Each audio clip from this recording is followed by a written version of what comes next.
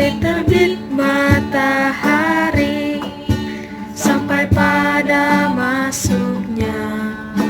Biarlah nama Tuhan dipuji. Dari terbit matahari, dari terbit matahari sampai pada masuknya.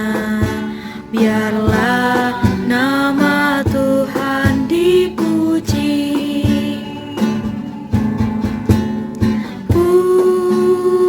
Puji Tuhan, puji Tuhan. Dari terbit matahari sampai pada masuknya. Biarlah nama Tuhan dipuji.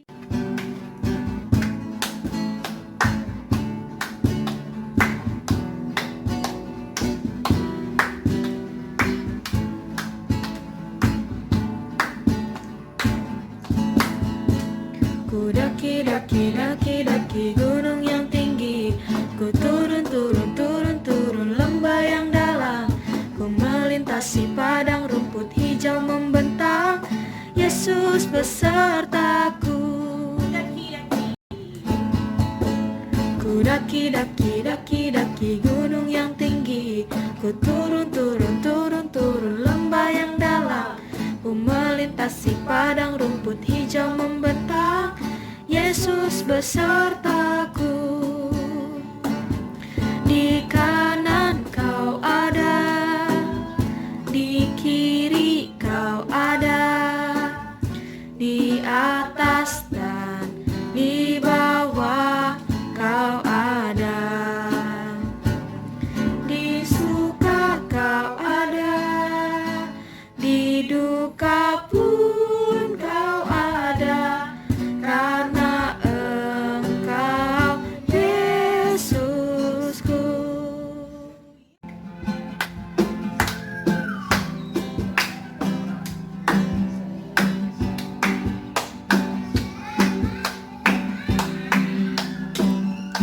Hampa krik krik krik krik krik, hey hampa krik, hampa krik krik krik krik krik, hey hampa Selah, Selah, Selah, Selah, Selah, Selah, oh Selah, Selah, Selah, Selah, Selah, Selah, oh.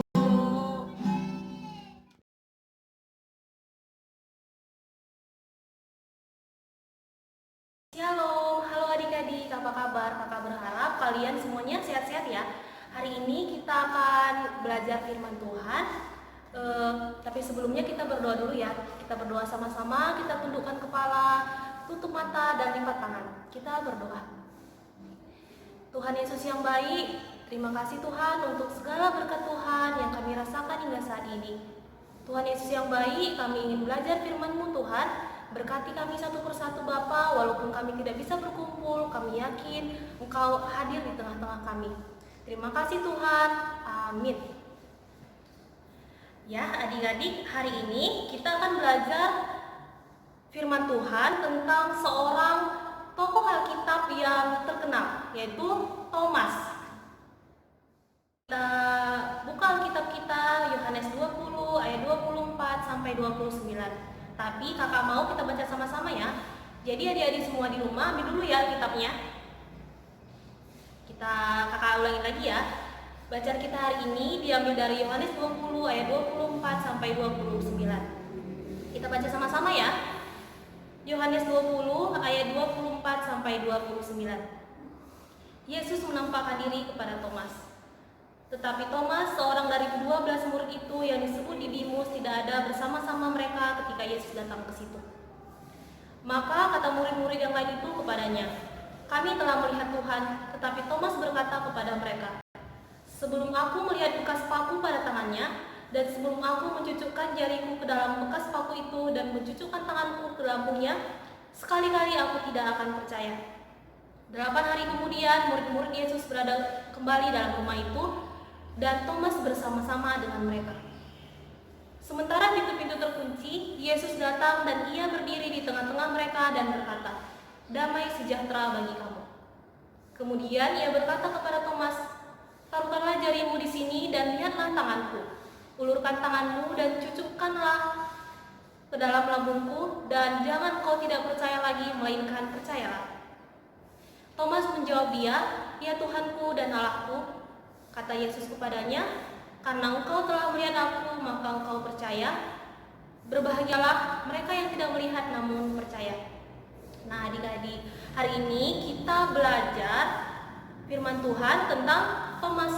Kita sudah baca dan kita tahu bagaimana Thomas tidak percaya kalau Tuhan Yesus telah bangkit.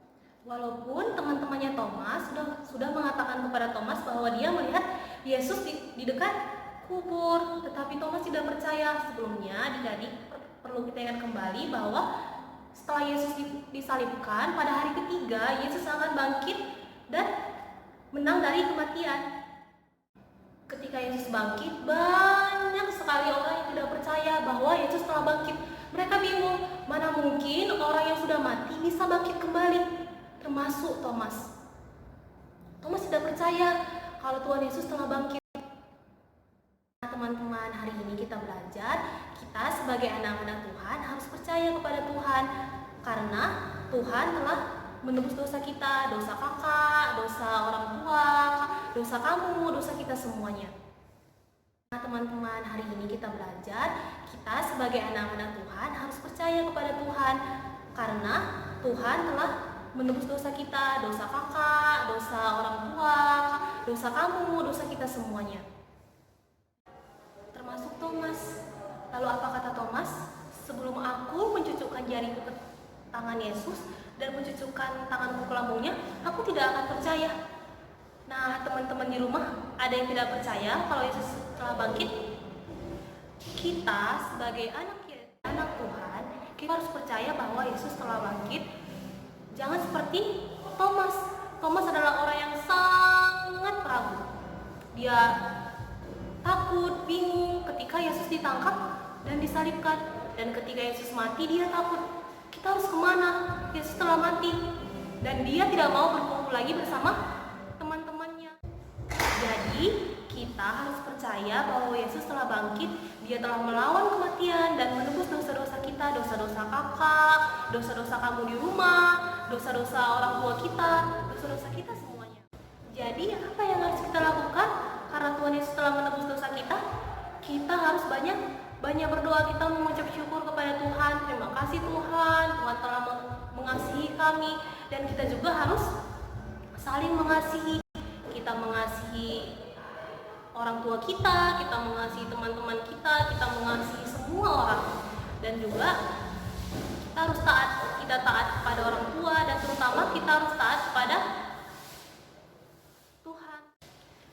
Jadi, apa yang harus kita lakukan? Karena Tuhan telah menebus dosa kita harus banyak berdoa, kita mengucap syukur kepada Tuhan.